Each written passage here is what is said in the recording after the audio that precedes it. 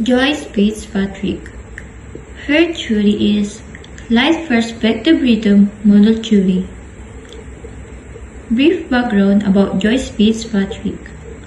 Born in 1944.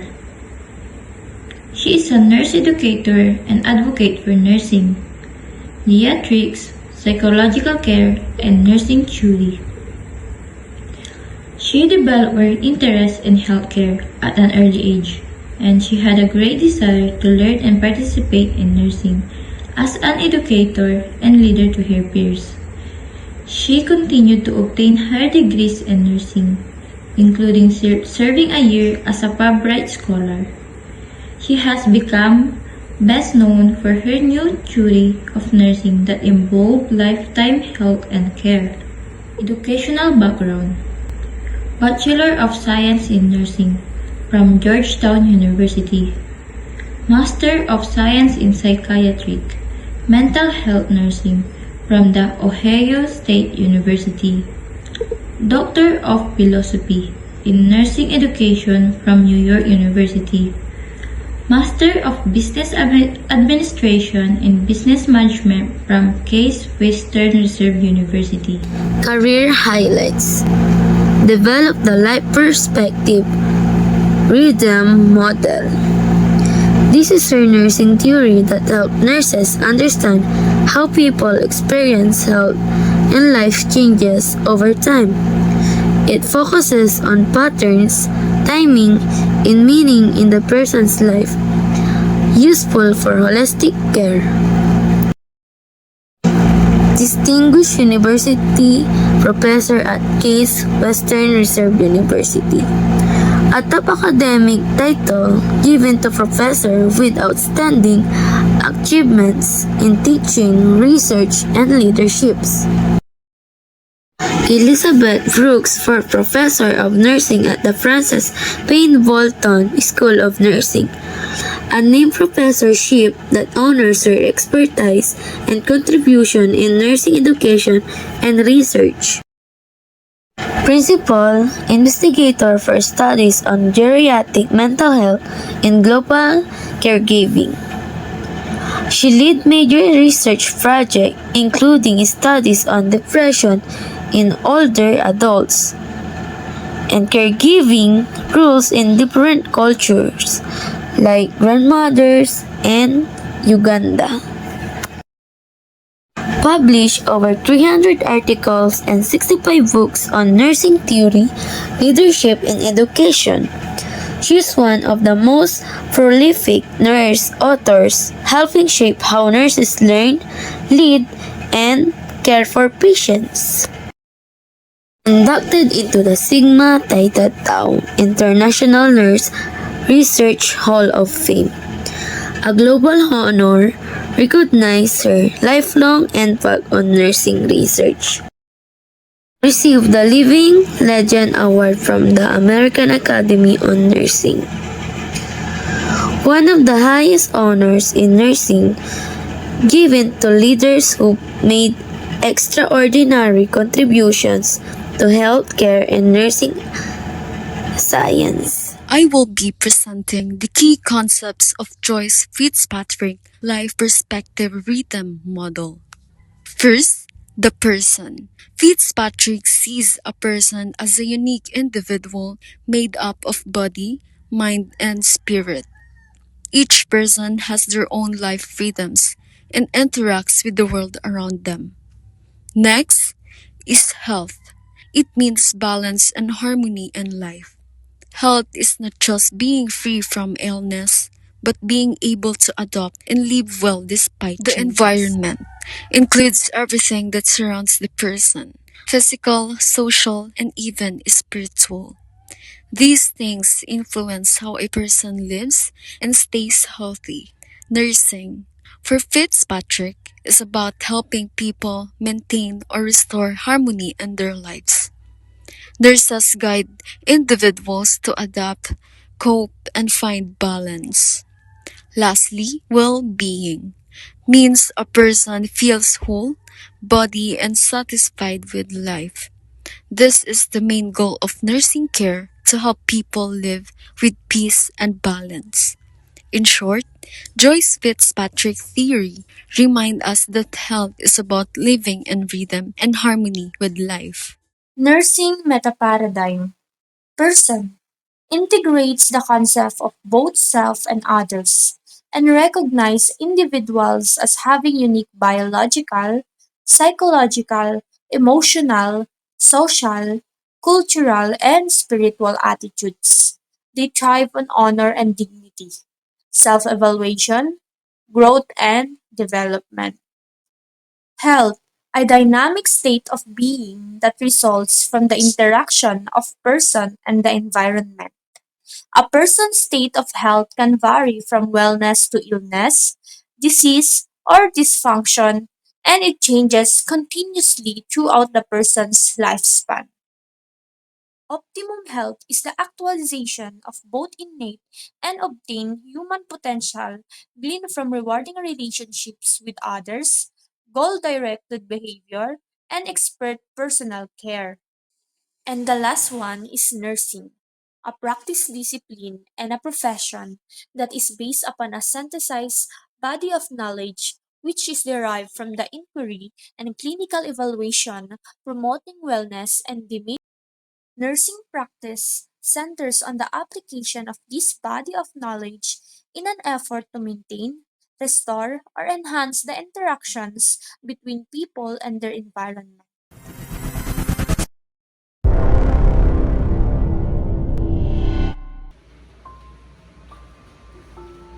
Good morning, Ashley. Kamusta na ang pakiramdam mo ngayon? Medyo mahina pa po, nurse. Minsan kinakabahan at hirap makatulog po. That's okay, Ashley. Healing takes time. Hindi lang ito tungkol sa gamot, kundi sa pagbalik din ng rhythm o daloy ng buhay mo. Yes, ma'am. I check her vitals and observe her sleep and eating patterns regularly.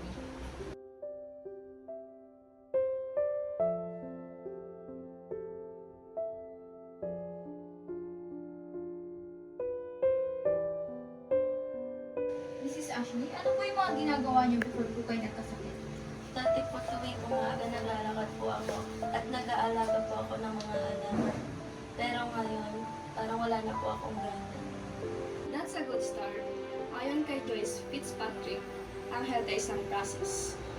Parang rhythm ng buhay na minsan ay nawawala. Will help you find that rhythm again. What can I do to help her, nurse? You can spend time with her, Shane. Pwede mo siyang samahan kumain and patugtugin ang mga paborito niyang kanta. Exactly. Healing begins when we bring back meaning to life. Magtutulungan tayo. Kami bilang nurse, ikaw bilang anak, at si Ashley bilang pasyente. Thank you po mga nurse. I feel more hopeful now.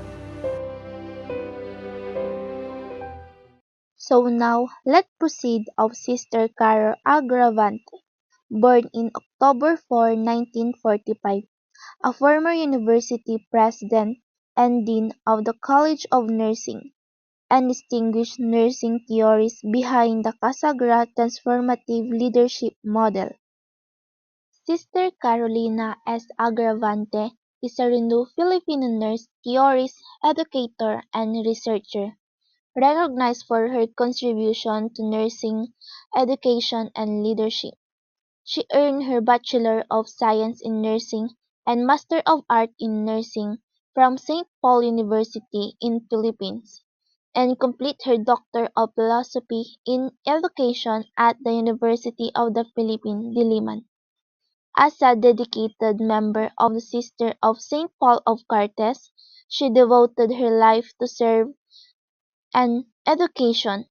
Sister Agravante is best known for developing and transformative leadership theory, which emphasizing caring, empowerment, and spiritual-centered leadership in nursing. Sister Carolina S. Agravante is a distinguished Filipino nurse educator who graduated magna cum laude in 1964 and topped the Philippine Nursing Board exam. She earned her Master's in Nursing Education in the U.S. and Philippine Doctor in Philosophy at the University of the Philippines, where she developed the CASAGRA Transformative Leadership Model. She served as president of St. Paul University, Iloilo, and Association of Deans of Philippine College of Nursing, earning recognition for her leadership and contributions to nursing education and accreditation. What does caring mean? Caring means to be one of the characteristics a nurse should carry within, as it is an expression of empathy towards patients, individuals in general. What is spirituality? This talks about acknowledgement of God in a person's self and others. It is one of the things that guides nurses into how to act. What is transformative leadership? This is what inspires individuals for the better. It is another guide for nurses into holistic care.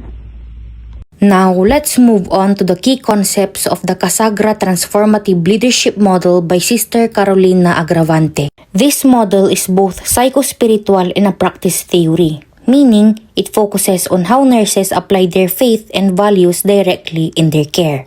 Agravante describes it as a threefold transformation, combining spiritual, personal, and professional development into one model of leadership. To begin, let's start with the first and most important part, the servant leader spirituality. This first concept highlights the spiritual side of leadership, following Jesus as the first model of a servant leader. It teaches that leadership begins with serving others first, not with authority or position. The servant leader formula includes moments of awareness, contemplation, storytelling, reflection, and a final commitment to serve. This process helps nurses lead by example, show empathy, and inspire others. For example, when a nurse patiently guides a student during clinical duty or helps a coworker without being asked, that's servant leader spirituality in action. Now that we have seen the spiritual foundation, let's move on to the next concept that focuses on the personal side of transformation, self-mastery. The second key concept is self-mastery. It focuses on understanding yourself, your emotions, values, and limits so you can care for others better. Agravante explains this through the vibrant care complex, which comes from our early experiences of care, our culture's way of caring, and the training we receive as future nurses. This care complex shapes our natural desire to care with empathy and patience. A nurse who practices self-mastery stays calm in emergencies and kind even under pressure. It reminds us that before we can truly care for others, we must first learn to manage and understand ourselves. Now that we have seen the spiritual foundation, mastering oneself, the final part of the model focuses on professional excellence.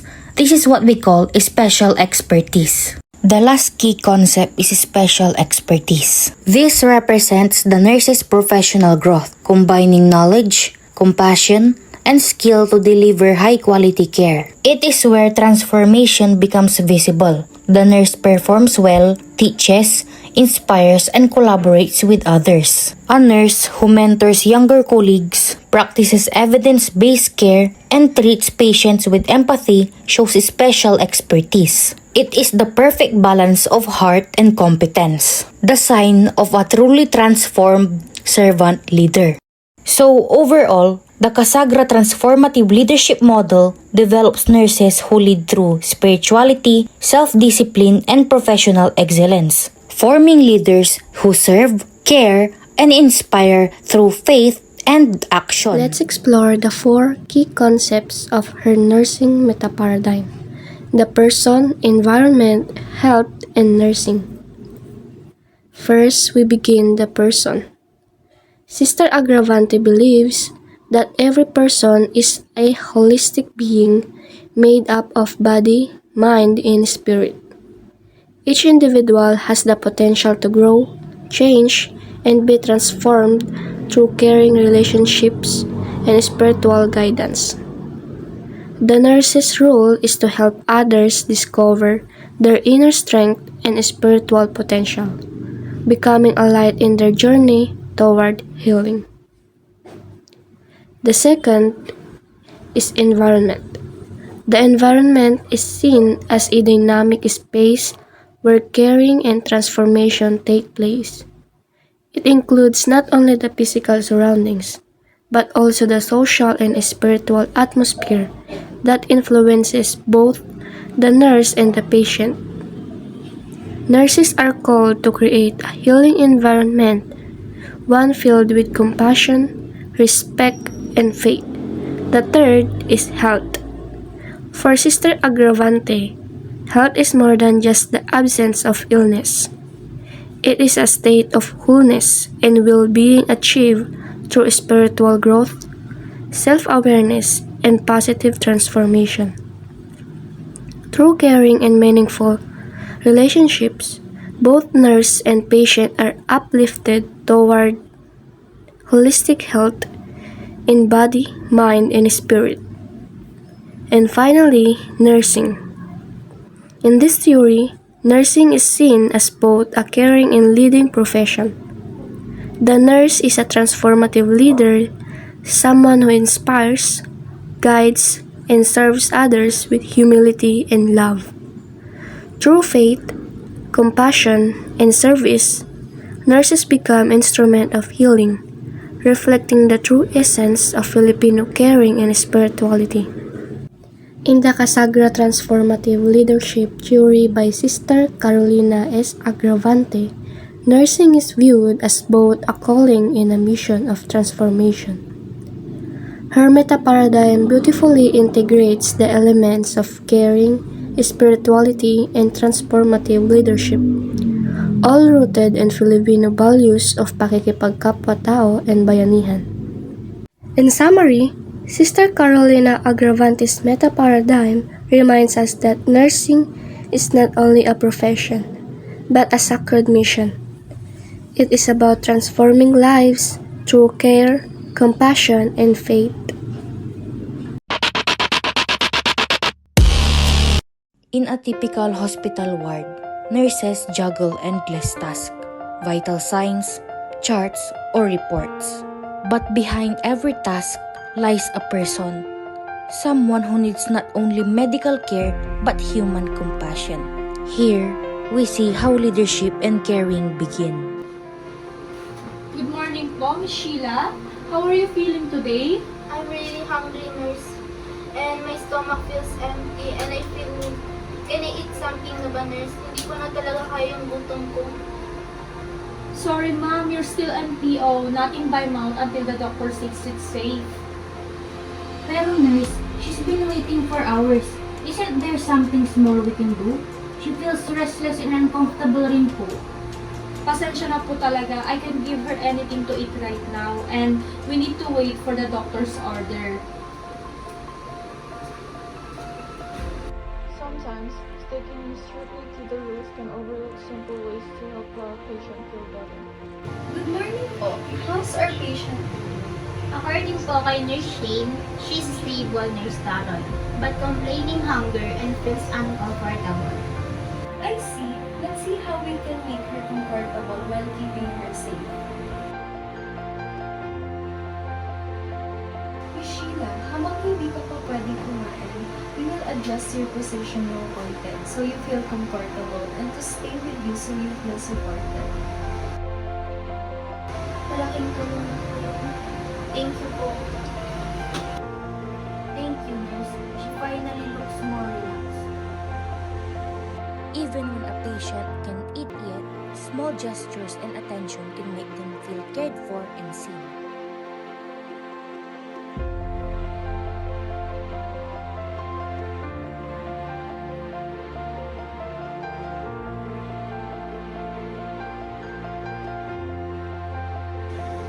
Sister Carol, I thought she couldn't have anything to eat yet.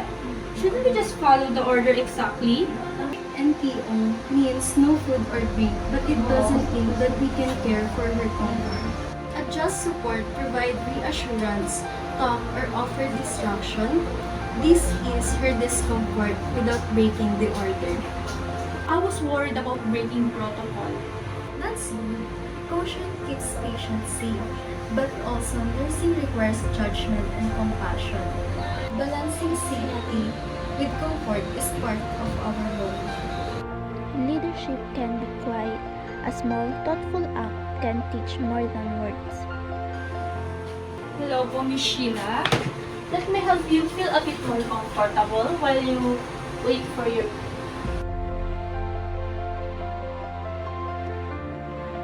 That's perfect, nurse. Thank you. I really appreciate this, nurse. She's calmer now. You followed the order and still help her. That's great. That's how we care, following instructions without losing the sight of the person. A small, skilled act of care, and the room shifts from routine to healing. Today, we protect the patient's safety and ease her discomfort. Remember, rules protect the body, compassion protects the person. understand now. I'll keep that balance in mind with every patient. Even small gestures really make a difference. And so, in that simple room, everyone learned that care is more than following orders. It's about noticing, acting wisely, and keeping the person at the center.